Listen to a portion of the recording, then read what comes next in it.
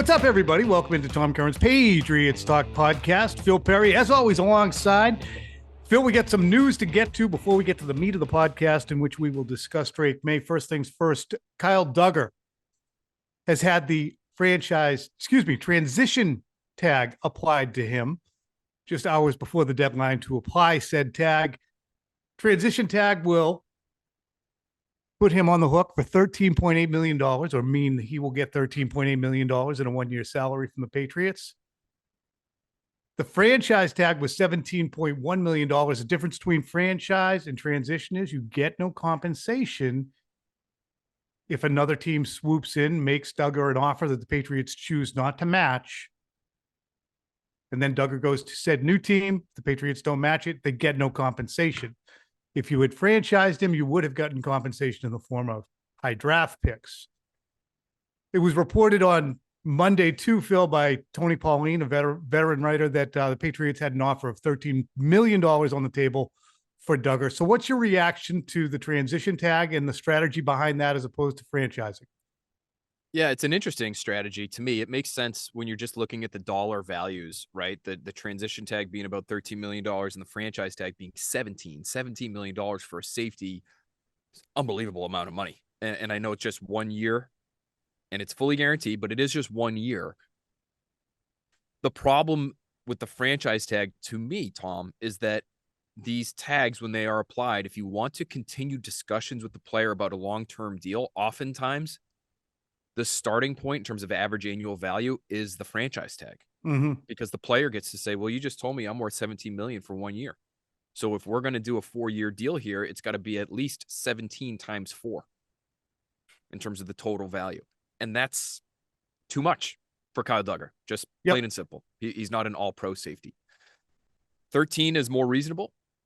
The only issue with the transition tag, not the only issue, there's not a whole lot of benefit to it unless, Tom, you felt as though this guy might test the open market and then not come back to you with whatever he found out there. And I find that part of it interesting because there's no compensation that you get for putting the tag on him and then having him sign elsewhere. It's basically you get the right of first refusal. If he goes to the Steelers and they offer him $13 million a year for 4 years, you have the opportunity to match it. That's all this really means. And so this to me might be more about setting his AAV figure than it means they really, want to force him against his will to play in New England. Interestingly, Pro Football Focus, which does a nice job projecting contracts for all the free agents based on the comps that are out there, pegged Duggar's next contract at being worth 4 years, $53 million. That's $13.25 million with $29 million guaranteed. So the Patriots offer of 13 was in the ballpark. The 13.8 transition tag would put him in the ballpark. So given that an outside source with no dog in the fight is saying 13.25, they all seem to be right in that neighborhood. Now, if Duggar gets something for 15, would that be a swaying number for him? Would the Patriots want to go to 16? And that to me is where we might already be getting into what I've called the suck tax. It's a team that might not be going anywhere. So the 13 that the Patriots had on the table for a player who's saying, look, I don't know what you guys are doing offensively. I like it here. I've been a staple of your defense, and I like Drake Maye in the direction we may be going in.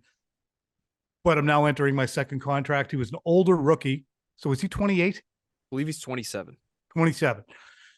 You might be saying, this is my one shot at this big contract. I'm going to try and maximize it as best I can right now because we're in a rebuild and there's no guarantee that I'm going to be chasing a ring in the next 4 seasons. He is 27. Okay. He's about to be 28. Oh, we were both Later right. This month, he'll be 28. We were both right. You were making the face that you make sometimes when you're about to say something. All right. So there's your news of the day on Kyle Duggar. Free agency opens next week.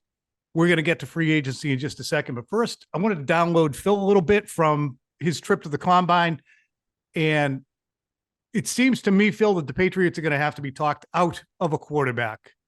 You look at what's going on with the 3 guys at the top of the draft, and unless something goes kablooey with one of these 3, all at the very least are up for plenty of conversation. That's Caleb Williams, Jaden Daniels and Drake Maye. My concern is that, to me, one of them has a significant gap between himself and the other two. I think Williams and Daniels stand apart as players with unique skill sets. Williams in virtually every way, Daniels in terms of his ability to run as well as throw.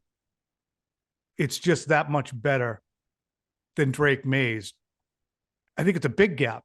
And the even bigger thing is I don't see the one thing that Drake Maye does that makes him a top 3 pick and sets him apart exceptionally from a good quarterback. You know, we've heard of Justin Herbert comp. I've watched a lot of Justin Herbert just to bring myself up to date on what he looked like coming out of Oregon. He's a lot better, Herbert was, in terms of arm strength, in terms of the way he delivered the ball, in terms of velocity. So is he Justin Herbert? Is he Mitch Trubisky? Is he Kenny Pickett? Is he Mac Jones with a better arm and less of a QB IQ? To me, at number 3, there's questions. And if he drops to them, they should think whether he's the guy or just a guy. And I'm not alone in that. Here's Merrill Hodge and Louis Riddick speaking on Get Up last week about Drake Maye.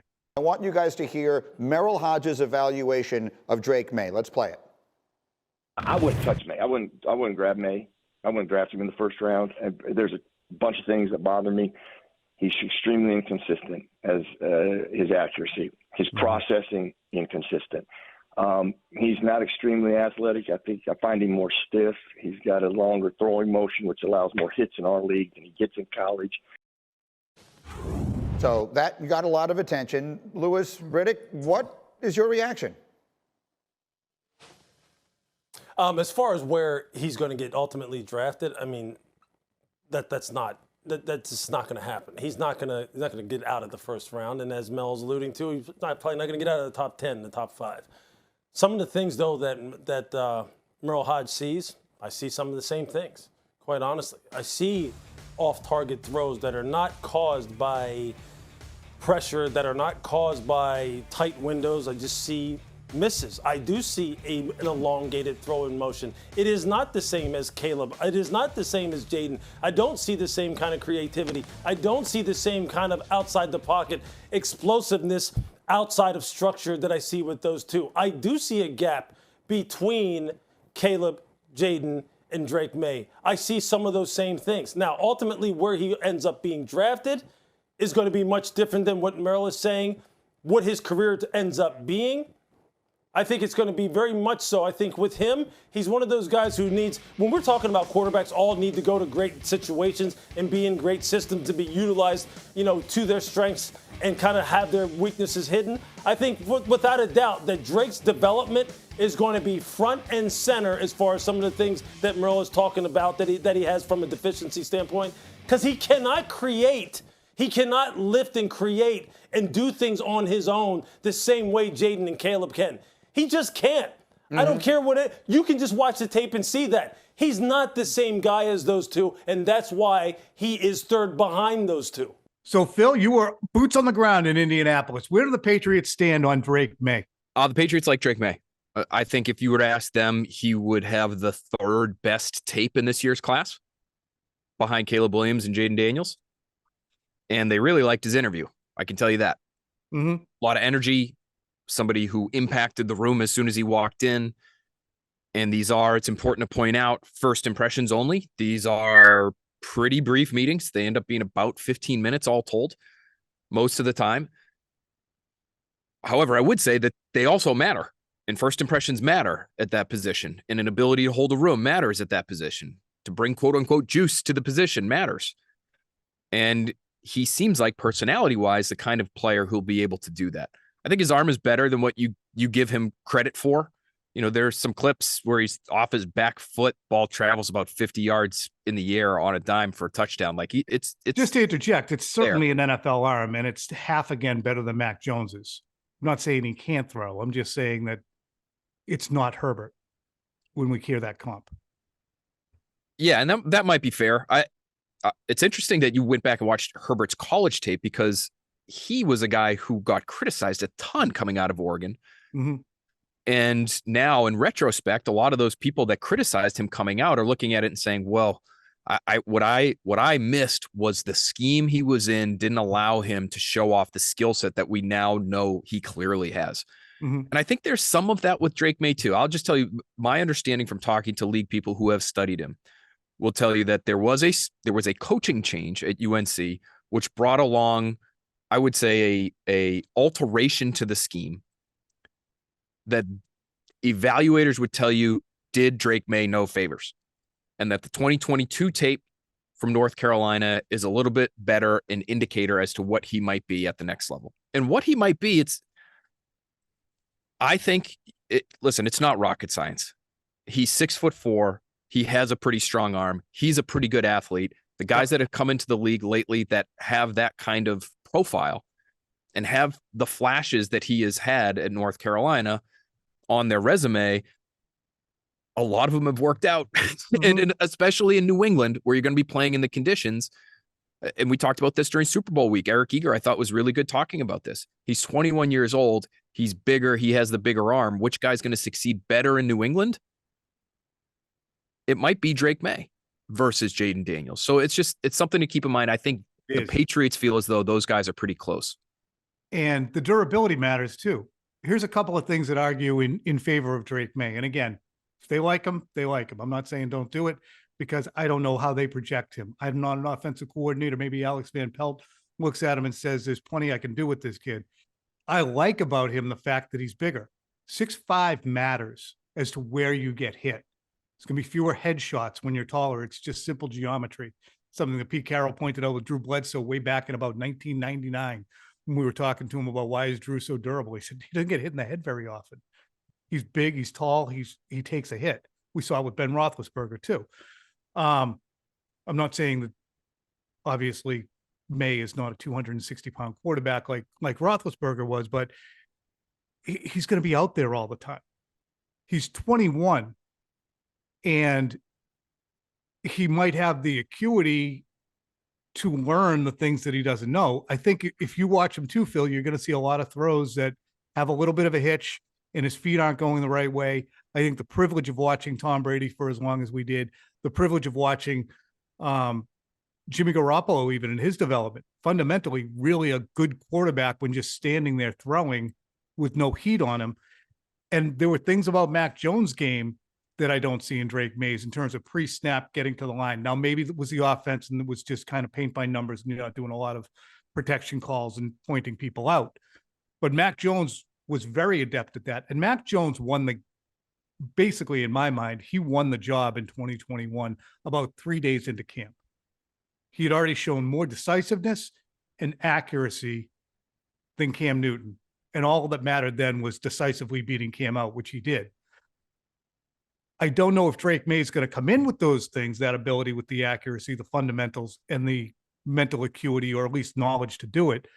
But at 21, is there more to build on with him? And do you think Alex Van Pelt or the Patriots staff will look at him and go, we can mold the hell out of this guy. We're fine. I think that's where your confidence as a coaching staff comes in. You look at things like footwork. You look at things like the ability to understand protections. And you say to yourself, don't worry about that. That's on us. Mm-hmm. We figure that stuff out. This guy has a lot that we can work with. And when we get that stuff figured out, he's going to be a special player. That, I think, is part of the evaluation there. And I think that, listen, I don't think it should be underrated, the personality aspect of it, especially given the situation that whoever's quarterbacking this team next is about to walk into. Mm-hmm. You want someone with a little energy who's going to try to keep the room as positive as possible in difficult circumstances. And I'm not saying Jaden Daniels can't do that. He has certainly faced difficult circumstances in his own right in a variety of different ways. And he is tough, and he brings juice to the position, not through his personality because he's a little bit more reserved, but through just sheer playmaking ability. At 90 plays of 20-plus yards last year in the SEC. The guy is special. He is a special, special talent. But when it comes to Maye, I think something that sort of tickles the Patriots that they would like is that he has shown toughness as a runner, number one, in college, and he's maybe a little too aggressive as far as that stuff goes. They also like his background coming from an athletic family. His brother was a really good player at North Carolina. 6'8" power forward, sort of dwarfs Herbert. And one person at the combine told me, this guy's, Drake Maye is like the runt of that family, believe it or not. And he's been beaten up, it's little brother syndrome. A lot of people out there know what I'm saying when I say that. And so there's a toughness associated with that, that he's had to sort of scratch and claw for what he's gotten growing up athletically, that they like. And that shines through when you get a chance to meet him and watch him play. And so he has a lot going for him. And because of the age difference, I think there's more projection involved that makes him a more difficult evaluation, in my opinion. But it also allows you to let your imagination run wild as to where this guy might end up in a couple of years. Say he was 23 years old, Tom, and throwing to 2 first-round picks the way Jaden Daniels was at LSU. What would he look like then? I think it's a fair question, because that's the situation that Jaden Daniels is leaving at LSU. And we had that cool conversation recently in the last couple of months about quarterback age, when I was arguing how I'd rather see an older quarterback. And I think you mentioned it to me. And then I went and found the story that indicated that if you have your breakout season at 24, I'm oversimplifying, but a lot of that has to do with you're playing against 20-year-olds and you're physically more mature and mentally more mature. If you're having very good seasons at 20 and 21, that's indicative of unique talent. Caleb Williams is unique. Jaden Daniels is unique. They're going in the first 3 picks. I'm more focusing on Drake Maye if he ends up at 3, projecting what his ceiling will be. I think there are question marks for him as being the guy as opposed to a guy, and I've given the examples of why not. I got to ask you this. Do you think the Patriots are selling themselves on the position because they need it so badly? And is the pressure outside too high for them to say, nah, we're not doing this at number 3?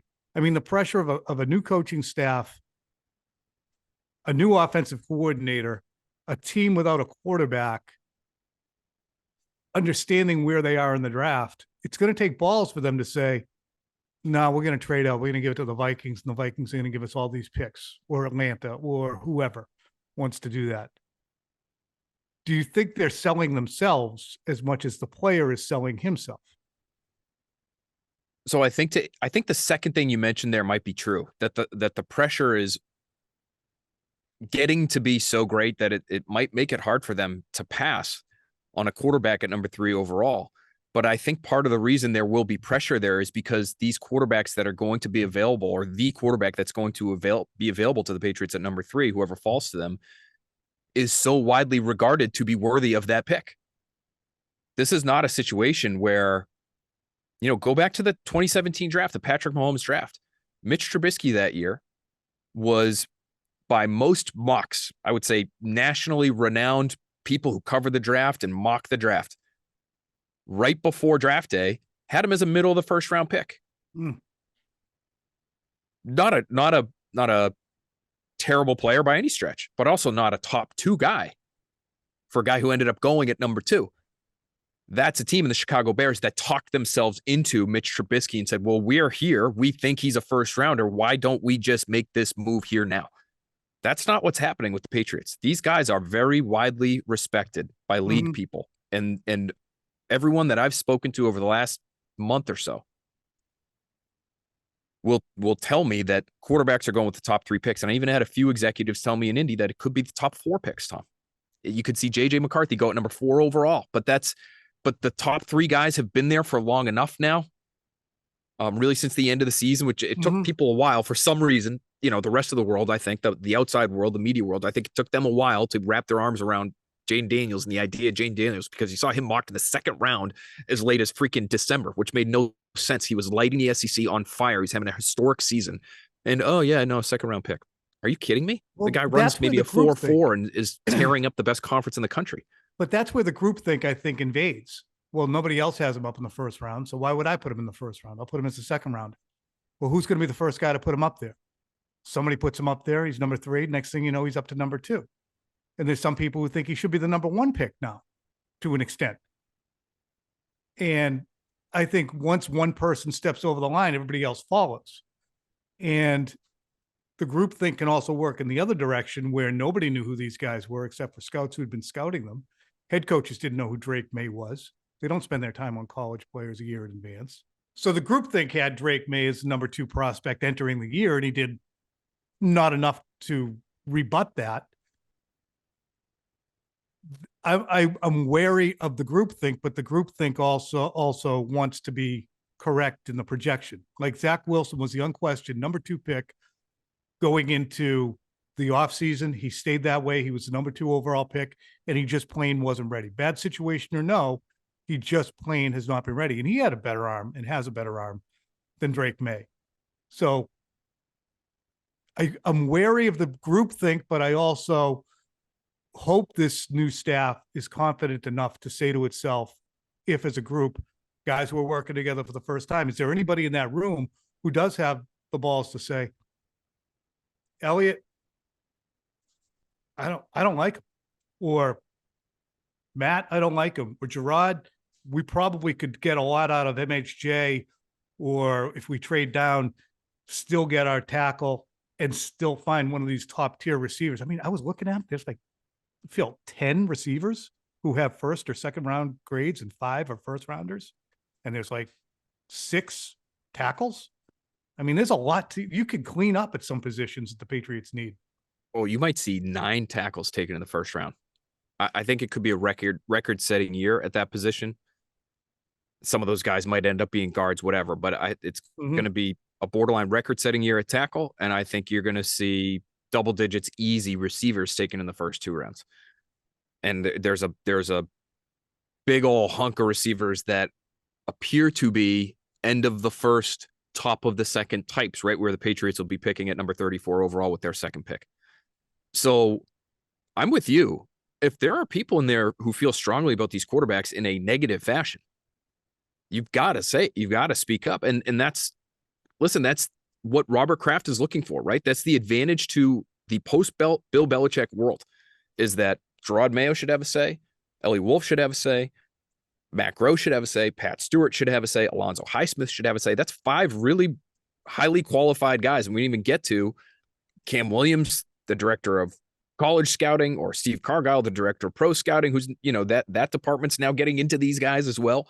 So there are a number of people that are really well respected, well liked in that building right now, and they should feel as though they have the leeway to speak up and use their voice. I'm not sure how much dissension you're going to get when it is so universally held that there are 3 good quarterbacks in this class. Again, May is probably the odds-on favorite to go to the Patriots at 3, because I think Daniels will go 2 to Washington.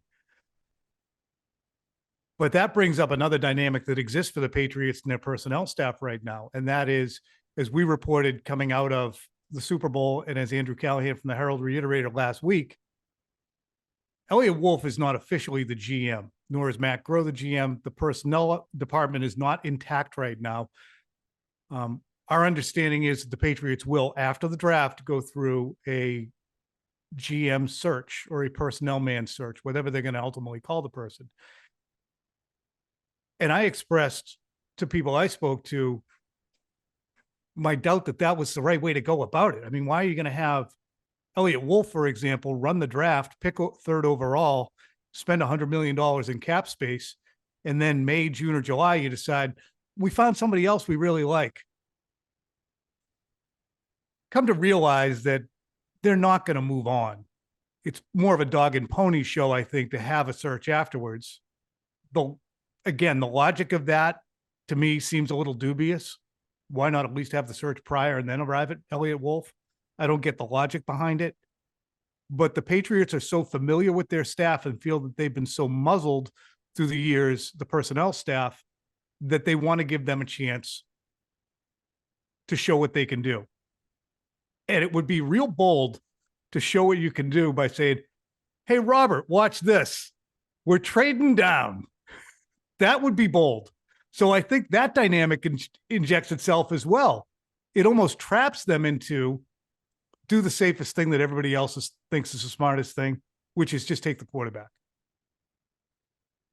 And Tom, just to to be fair and to try to be consistent, how many times over the years have we watched Patriots drafts run by Bill Belichick and said to ourselves, or on podcasts or on TV, can't they just one time do what everybody else thinks that they should do? Just one time for me. In the first round, in the second, whatever it is, just go off if somebody else is bored one time. And so now they might do that.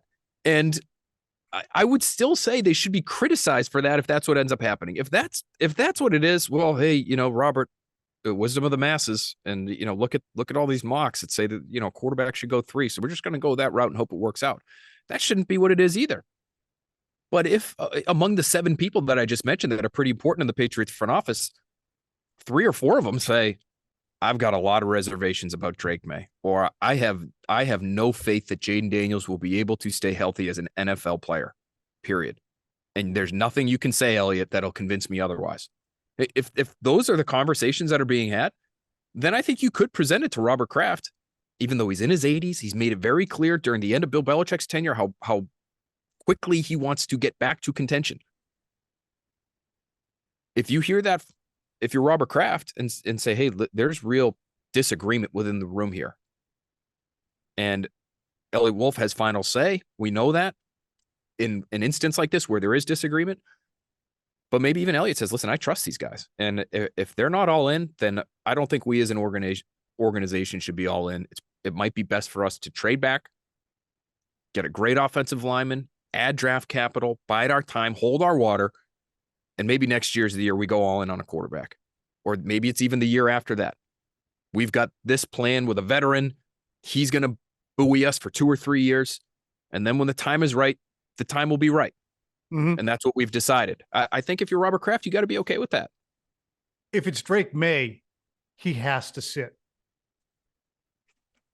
I would feel as if every single quarterback, virtually every quarterback who washes out, who's been taken in the top 10, has gone to a bad situation. And as a result, has been strapped to the fortunes of that team, which didn't have enough around him, whether it's locally, where the coaching wasn't where it needed to be, nor the strength of the roster, whether it's Sam Darnold or Zach Wilson or Baker Mayfield in Cleveland, you name it, we can go through a bunch of them. But I look at Drake Maye at 3 going to the team with the worst offense in the NFL and perhaps the worst offensive roster in the NFL, which it shouldn't be by the end of next week. By the end of next week, it's towards the first wave of free agency being over. Hopefully the Patriots have made moves to improve their offense, specifically the offensive line, even though there's not a lot of free agency. We'll get to that later. But he has to sit if that's what he is tied to. I think it's a fair point. I disagree in that, to me, if you feel like the guy is the guy and he's wired correctly for it, and you're supporting him however you can, even if he's getting beat up on the field, with good coaches and good people around him, and he's not being beaten down behind the scenes. Joe Burrow, it looked horrible for Joe Burrow year 1. That was a bad team. He's a great example. And he got hurt. It was so bad he got hurt. And it's part of the reason they ended up at the top of the draft the very next year and able to draft Jamar Chase. Peyton Manning is a long time ago now. Horrible year 1. I think he set a record for picks maybe year 1 as a rookie. Horrible team, horrible results. He didn't break. There was something about the mental makeup that those guys possessed that they were able to come out the other side and be great players. Is it possible to even foresee that coming with the guy coming out of college right now? Is it possible to foresee that coming with Drake Maye, especially? I don't know how you could. But I think the experience that you could gain by being out there and on the field with the entire region's hopes and dreams on your shoulders, I think that can be a good thing if he's wired the right way. And again, if you're supporting him behind the scenes, if you're helping him through all his struggles, all of his failures, if it's that kind of environment that you've created, I think that experience can be beneficial, maybe could even allow him to hit the ground running in a more timely fashion in year 2. But it comes down to something that I, as a layman, Tom, don't have a firm grasp on, which is how quickly can you fix footwork? Mm-hmm.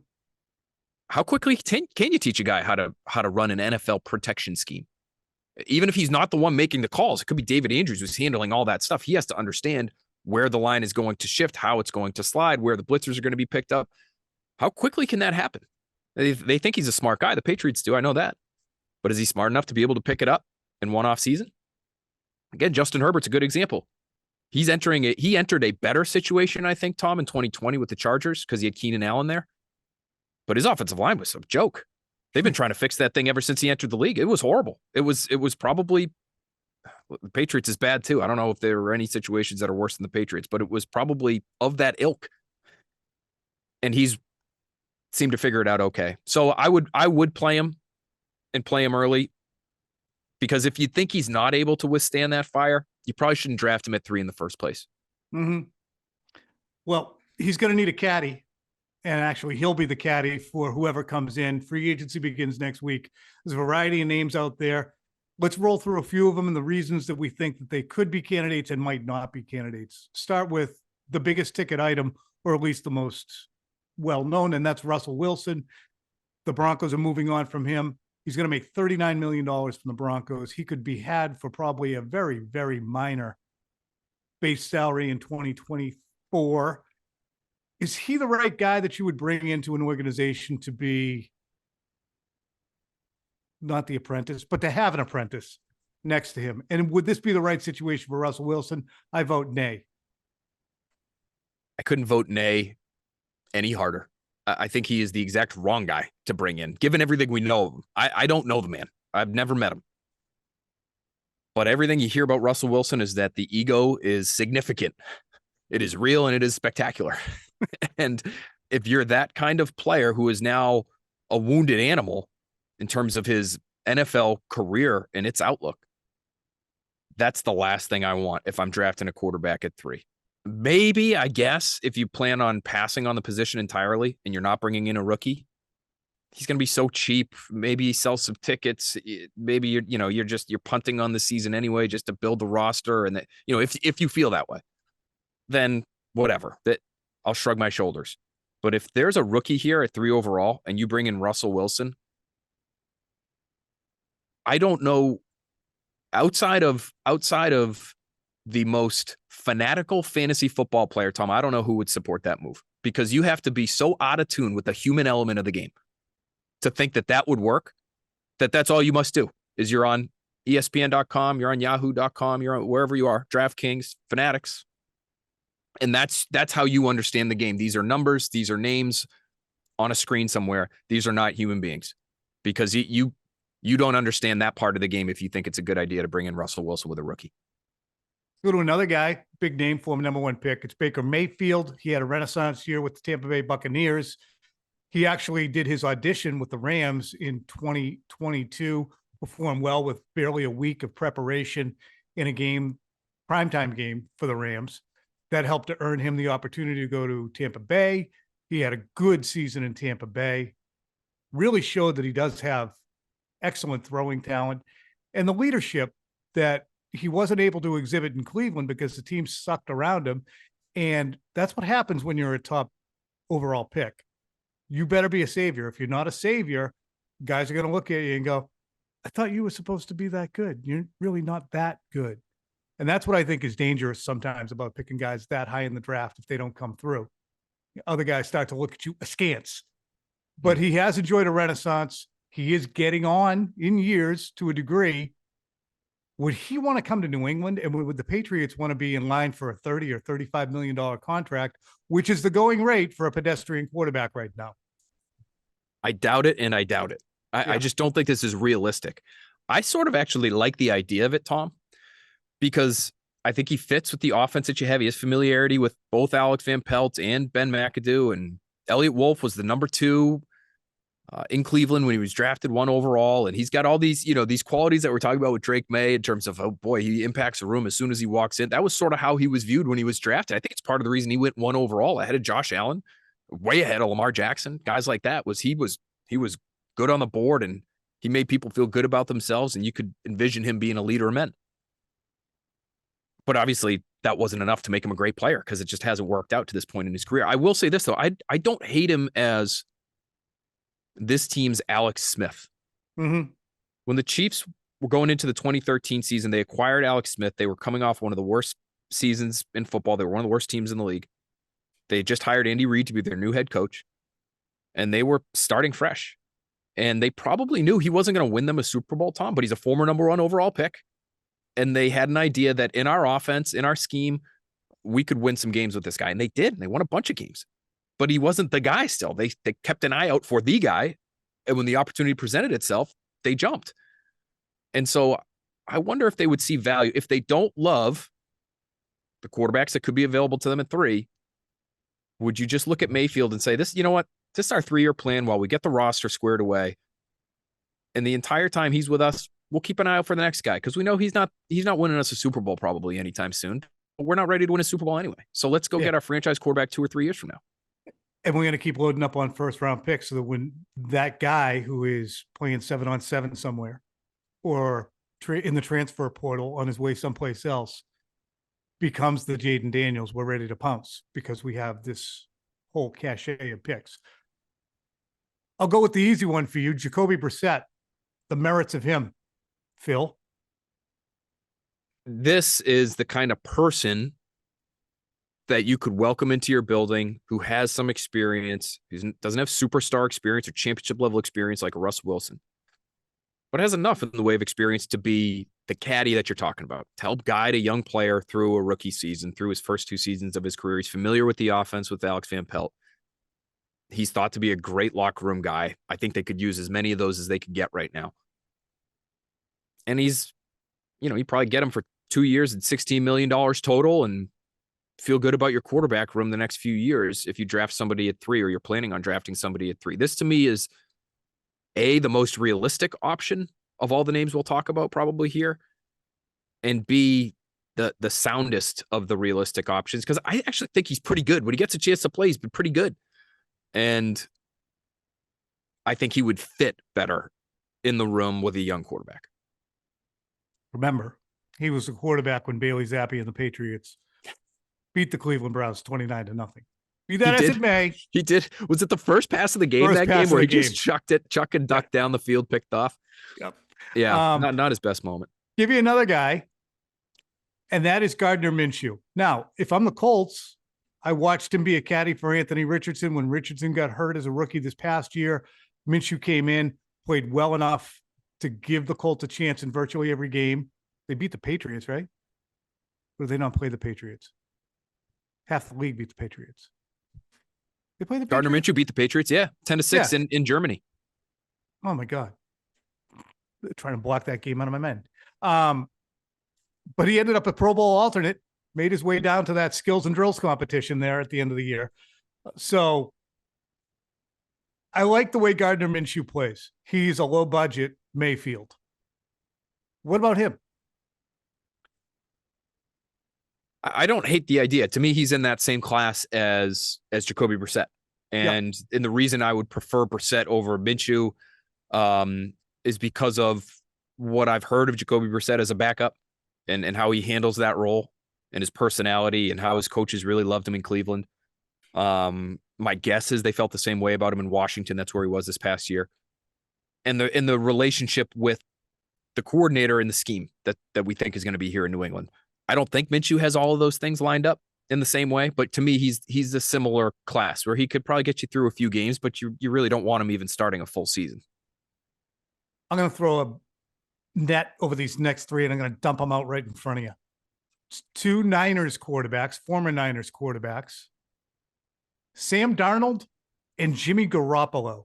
Darnold is with the Niners right now. Jimmy, of course, was there after he left from the Patriots. And who was the other guy I wanted to throw in? It wasn't anything on Fields. You want to do any Fields talk? No, I'm all set with Justin Fields. We've explored that enough. Okay. My problem with Justin Fields is if he performs for you, now you're paying him $35 or $40 million a year. And if the team sucks this coming year, you're in a position where you still don't know whether the guy you spent a 2nd or 3rd round pick on is good or not. So you might have to go back another year with him. So if he would preclude you from taking Drake Maye, I don't know.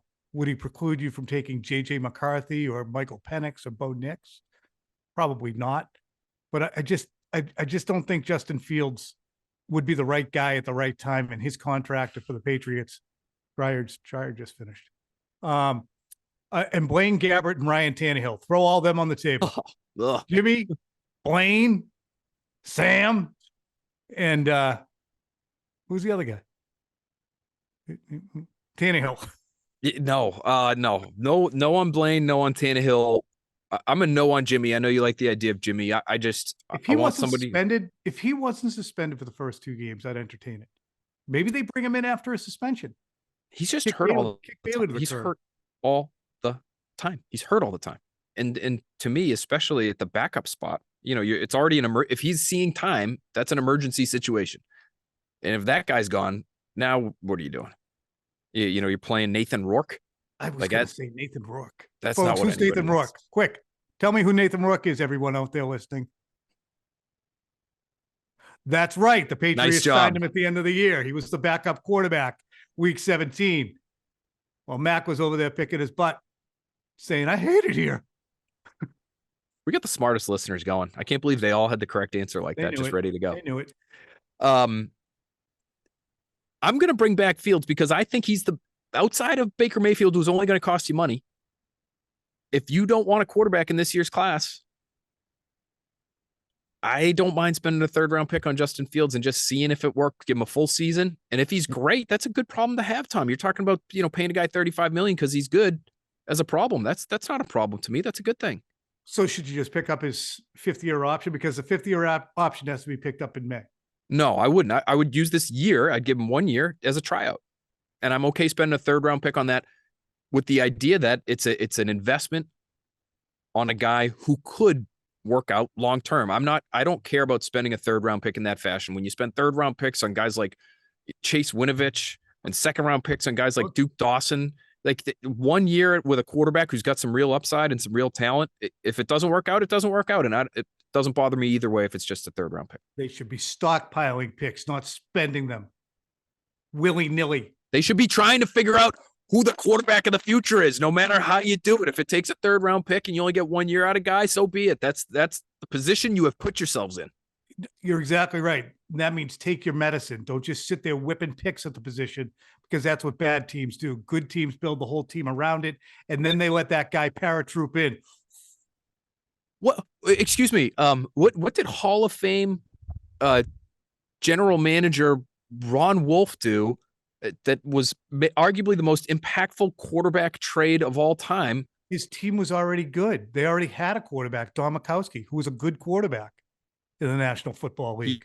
He threw a pick around. He threw a pick at a guy who was a complete disappointment, and then ended up turning around the fate of the team. Yeah. And then he spent picks on quarterbacks almost every year after that. You guys, he's talking about Brett Favre from 30 years ago, 1993. I'm just saying the Elliott Wolf, it is relevant. Elliott Wolf is here now. That was his dad. And the Packer way is to throw darts at the quarterback position, however it has to happen. All right. Thank you.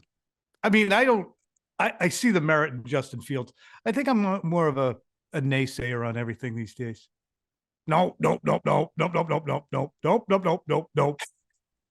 Tommy Nopes. Dr. No. All right. So that wraps it up for the quarterback position.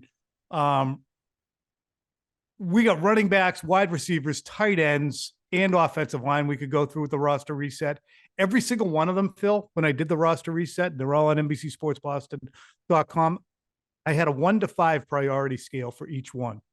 And now I wish that when I started doing this a couple of years ago, I made it a 1 to 10, because every single one of these positions is a 5. They don't have any tight ends on the roster. So you have to go get Hunter Henry and re-sign him. But he's hurt. Wide receivers, you don't have any except for Demario Douglas, who actually quietly, with limited time, had definitely a starter caliber season. 49 catches by the end of that year. Led the team. So he's a starter caliber player at that position, but nobody else is starting caliber for anybody else in the league except New England. So you have to address that. Running backs, you have 1 starting caliber player, and you could also bring back Elliott Wolf. Would be really a bear to tackle. I'm sure. And if he doesn't work out, bring back Ezekiel Elliott too. Ezekiel Elliott, bring him back. That's a layup. You have him and Stevenson, and then you can dip into the draft where there's some good promise there. But all three of those positions, and then we haven't even mentioned offensive line. If we were going to dive into this and talk about what they ought to do in free agency, we'd have much longer a pod than we need and that you people need. Okay, so we're going to keep this semi-bite sized. We're probably at like 38 minutes. No. We're at 32 minutes. John, how are we? Here comes the Skull Crusher to give us a time check. 45 minutes, way off. Woo! All right. Time to put a cork in it. We'll be back with you on Thursday to get into more of this stuff on quarterbacks, obviously, but also do a little bit of a free agent preview because that's what's coming up next. Beginning next Tuesday, free agency starts, and the Patriots have got to eat. Right, Phil? Yum, yum, yum, yum, yum, yum. Is that what you're saying? Yeah. Yeah. Exactly. All right, everybody. Enjoy the middle of your week.